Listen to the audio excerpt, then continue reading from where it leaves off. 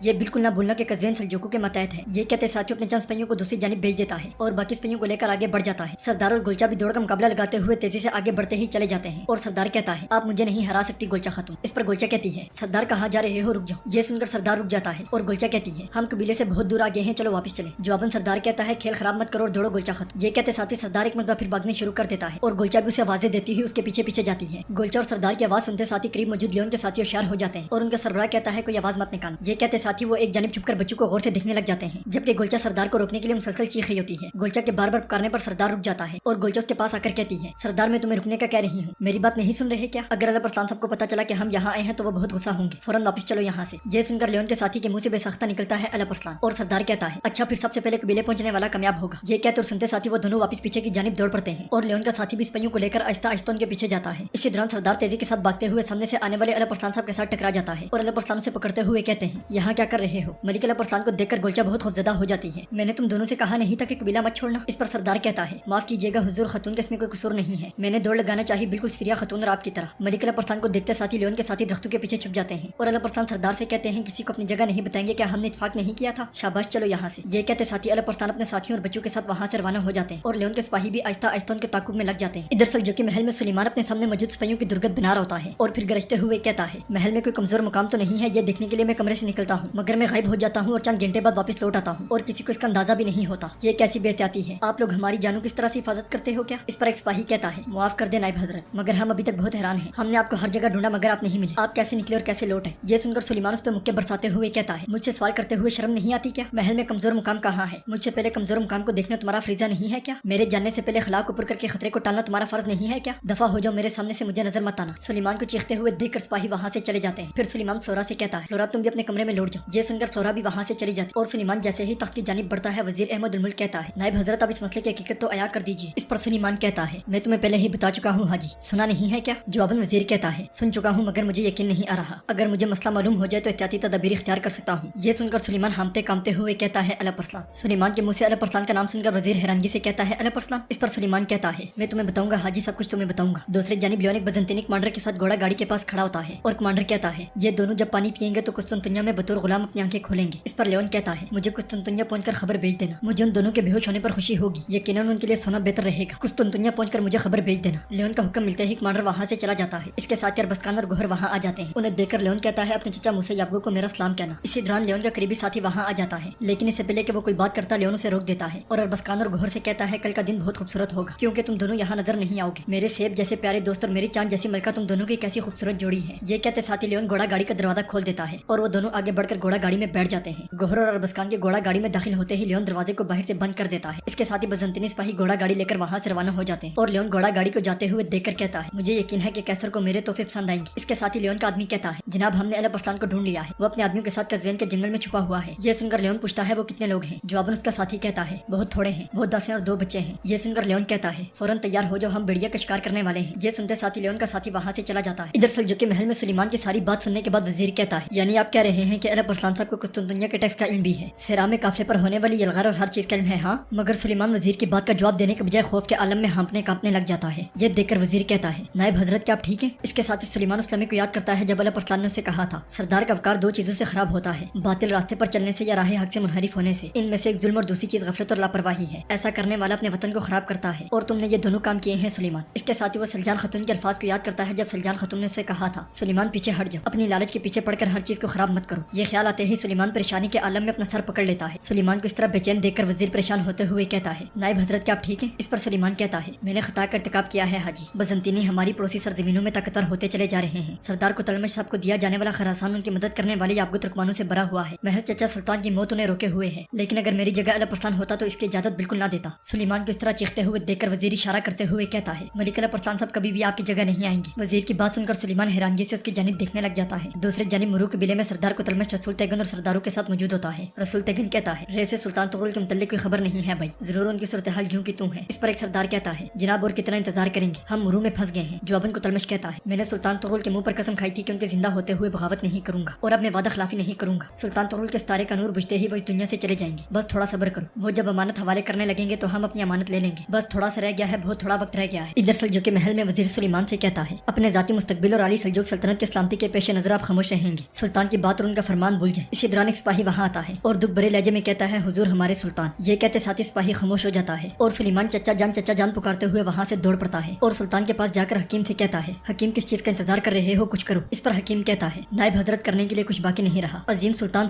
तुगरुल हक ताला की तरफ कूच कर गए हैं। ये सुनकर सुलेमान तड़पते हुए कहता है, चचा जान ये नामुमकिन है चचा जान, आपने बहुत सारी फौजों का खात्मा किया, आपको कोई बीमारी नहीं हरा सकती, उठे चचा जान, आप ऐसे नहीं मर सकते, मुझे महल में इस तरह छोड़कर मत जाएं चचा जान। ये कहते साथ ही सुलेमान फूट फूट कर रोने लग जाता है और वजीर अहमद उल मुल्क उसके कंधे पे हाथ रखते हुए कहता है, हमारे सुल्तान ने अपनी अमानत अपने रब के हवाले कर दी नायब हजरत, अब आपके लिए छोड़ी गई अमानत को संभालने का वक्त आ चुका है। मगर सुलेमान उसकी बात का कोई जवाब देने के बजाय सुल्तान की जानिब देखते हुए कहता है, बराहे करम उठ जाएं चचा जान, मुझे ऐसे मत छोड़ें। नाजरीन इसके बाद अब देखेंगे लियोन बहुत सारे बजंतीनी सिपाहियों को लेकर कज़वीन के जंगल में पहुंच जाता है और एक मुकाम पर रुकते हुए कहता है, हम पहुंच गए हैं, यहाँ से आगे पैदल जाएंगे। ये कहते साथी वो घोड़े से कूद जाता है और अपने करीबी साथी से कहता है, सिपाहियों को 2 हिस्सों में तकसीम करो और उनसे कहो कि खामोश रहें। लियोन का हुक्म मिलते ही उसका साथी सिपाहियों को 2 हिस्सों में तकसीम कर देता है और उन्हें खामोश रहने की तलकीन भी करता है। हुक्म मिलते ही बजंतीनी सिपाही 2 हिस्सों में बढ़कर आगे बढ़ने लग जाते हैं, मगर चंद कदम चलते ही एक बजंतीनी सिपाही अलपरसान की लगाई हुई गात में जा घुसता है। ये देखकर लियोन और उसके सिपाही हथियार बेनियाम करके एहतियात के साथ आगे बढ़ने लग जाते हैं। जबकि अलप अरसलान के गिने चुने साथियों ने अलप अरसलान की क़यादत में महारत के साथ घात लगाई होती है। इसी दौरान एक और बजंतीनी सिपाही आवार की घात में फंस जाता है और अगले ही लम्हे अलप अरसलान के साथी बजंतीनियों पर तीरों की बारिश कर देते हैं। मलिक अलप अरसलान की कमान से निकलने वाला तीर सीधा जाकर लियोन को लगता है। ये देखकर बजंतीनी सिपाही एकदम से लियोन के आसपास हिसार बना लेते हैं और लियोन गुस्से से दांत पीसते हुए कहता है, एक बार फिर खुफिया हाथ। इसके साथ उसके हुक्म पर अद्रियान उसको लगा हुआ तीर तोड़ देता है, मगर अलप अरसलान के साथी चारों अतराफ घात लगाए हुए उन पर तीर बरसाते ही चले जाते हैं। ये देखकर लियोन कहता है, आखिर तुम कहाँ हो बागी बेड़िए। इसके साथ उसके हुक्म पर बजंतीनी सिपाही इधर उधर तीर बरसाने शुरू कर देते हैं, मगर उन्हें अलप अरसलान उनके साथियों में से एक भी दिखाई नहीं देता। इस पर लियोन गुस्से से कहता है, लानत हो, आखिरकार वो लोग हैं कहाँ। इसके साथ ही अलप अरसलान उस लम्हे को याद करते हैं जब उन्होंने जंगल में सरदार और गोलचा से कहा था, मैंने कहा नहीं था कि हम अपनी जगह किसी को नहीं बताएंगे। हाँ। इसके साथ ही अलप अरसलान उन दोनों को लेकर अपने साथियों के साथ वहाँ से आगे बढ़ने लग गए थे, मगर आगे बढ़ते हुए अलप अरसलान एकदम से रुक गए थे। मलिक अलप अरसलान की इस तरह रुकने पर उनके साथी हैरान और परेशान हो गए थे और आर्तुक ने कहा था, खैर तो है हुजूर, क्या हुआ। इस पर अलप अरसलान ने कहा था, वो लोग यही हैं, हमें जाकर फौरन तैयारी करनी होगी। ये कहते और सुनते साथी वो सब वहाँ से रवाना हो गए थे। ये ख्याल आते ही अलप अरसलान गौर से बजंतीनियों की जानिब देखने लग जाते हैं और अताब हसन की जानिब से छोड़ा गया तीर एक बजंतीनी तीरंदाज को जहन्नुम वासिल कर डालता है। मलिक अलप अरसलान के साथियों की जानिब से जितनी बार तीर आते हैं कोई न कोई बजंतीनी सिपाही उनका निशाना बन जाता है, मगर बजंतीनियों के मारे गए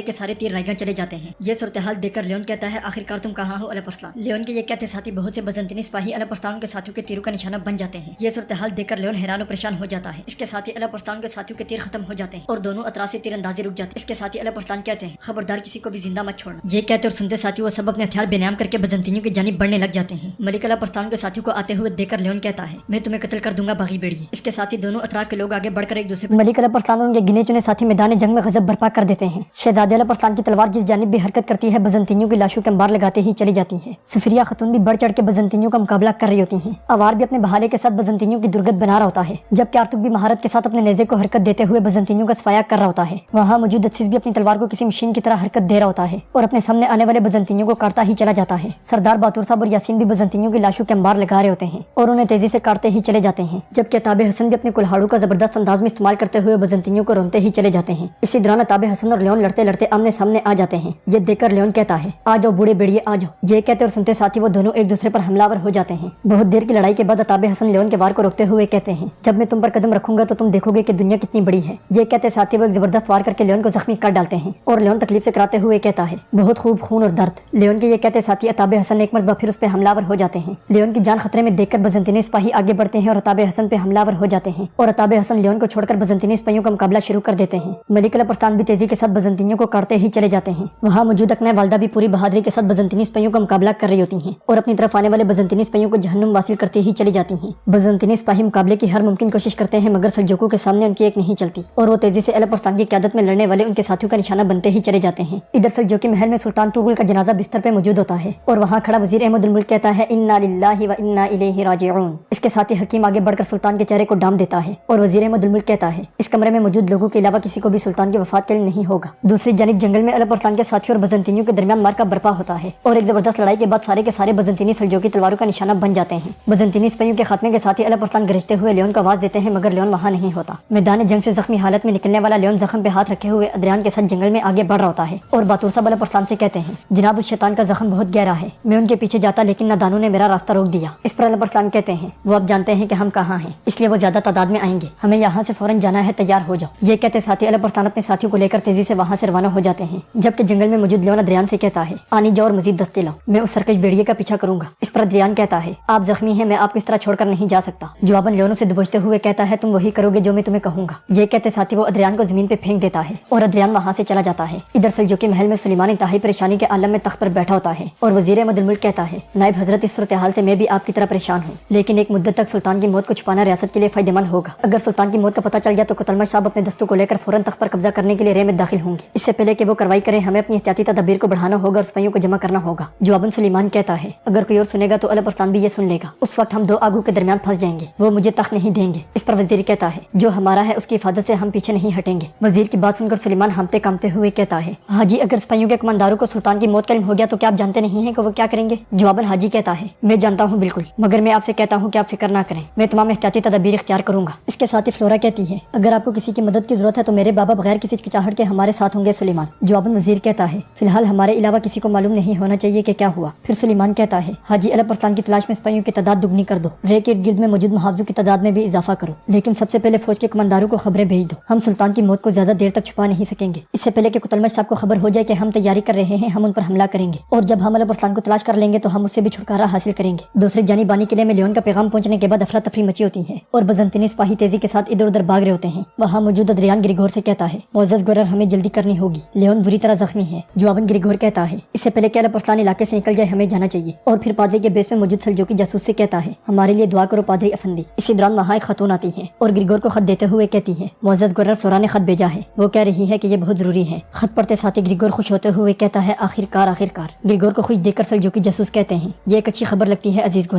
جواباً گریگور کہتا ہے اس سے زیادہ اچھی خبر کوئی نہیں ہو سکتی، سلطان طغرل مر گیا، اس کا مطلب ہے کہ سلیمان اب نائب نہیں رہا پادری اسٹیفانوس، وہ سلطان ہے۔ یہ سنتے ساتھ ہی سلجوقی جاسوس کے چہرے کا رنگ بدل جاتا ہے اور گریگور مزید کہتا ہے فی الحال انہوں نے یہ خبر سب سے چھپا کر رکھی ہے۔ یہ کہتے ساتھ ہی گورنر سپاہیوں کو لے کر وہاں سے روانہ ہو جاتا ہے۔ ادھر جنگل میں لیون آگ جلائے اس کے پاس بیٹھا ہوتا ہے اور تکلیف سے کراتے ہوئے کہتا ہے باغی بیڑیے اگر تمہیں لگتا ہے کہ تم اپنی مٹھی بھر آدمیوں کے ساتھ یہ کر سکتے ہو تو تم غلطی پر ہو، مجھ سے کبھی بچ نہیں پاؤ گے۔ یہ کہتے ساتھ ہی وہ دھڑکتا ہوا خنجر اٹھا کر اپنے زخم پہ رکھ دیتا ہے جس کی وجہ سے اسے بہت زیادہ تکلیف ہوتی ہے۔ دوسری جانب الپ ارسلان اپنے ساتھیوں کے ساتھ روانہ ہونے کے لیے تیزی سے تیاری کر رہے ہوتے ہیں اور باتور صاحب کہتے ہیں جناب کافروں نے قزوین کے الگ تھلگ جنگل میں ہمیں ڈھونڈ لیا، ہم اب کہیں بھی جائیں ہمیں کوئی فائدہ نہیں ہوگا، وہ ہمیں دوبارہ ڈھونڈ لیں گے۔ اس پر الپ ارسلان کہتے ہیں وہ نہیں ڈھونڈ پائیں گے باتور صاحب، میں ہمدان کے جنگل میں ایک ایسی جگہ کو جانتا ہوں جسے نہ پرندے جانتے ہیں اور نہ ہی بیڑیے، ہم جائیں گے اور وہیں رہیں گے، ہم آگے آگے جائیں گے، آرتو کو رسیز پیچھے دیکھیں گے کہ کوئی ہمارا پیچھا تو نہیں کر رہا۔ یہ سن کر آرتو کو رسیز سینے پہ ہاتھ رکھ کے اداب بجا لاتے ہیں۔ ادھر سلجوقی محل میں وزیر احمد الملک سلیمان سے کہتا ہے فوج کی تیاریاں شروع کر دی گئی ہیں جناب۔ اس پر سلیمان خوف کے عالم میں اسے آہستہ بولنے کا اشارہ کرتے ہوئے کہتا ہے ہمیں آرام سے بات کرنی چاہیے، آس پاس جاسوس ہو سکتے ہیں، ان کو شک نہیں کروانا چاہیے۔ سلیمان کی حالت دیکھ کر وزیر پریشان ہو جاتا ہے اور کہتا ہے میں جانتا ہوں کہ آپ سلطان کی موت کی خبر کو چھپانے میں عافیت نہیں جانتے، میں بھی اداس ہوں، لیکن ہمیں اپنے جذبات کو ایک طرف چھوڑ کر دماغ سے سوچنا چاہیے اور مضبوط رہنا چاہیے۔ اس کے ساتھ ہی سلیمان سلطان کے ان الفاظ کو یاد کرتا ہے جب سلطان نے کہا تھا الپ ارسلان کو میرے پاس لاؤ تخت اسی کا ہے۔ سلیمان کو پسینے میں شرابور دیکھ کر وزیر اپنی بات کو آگے بڑھاتے ہوئے کہتا ہے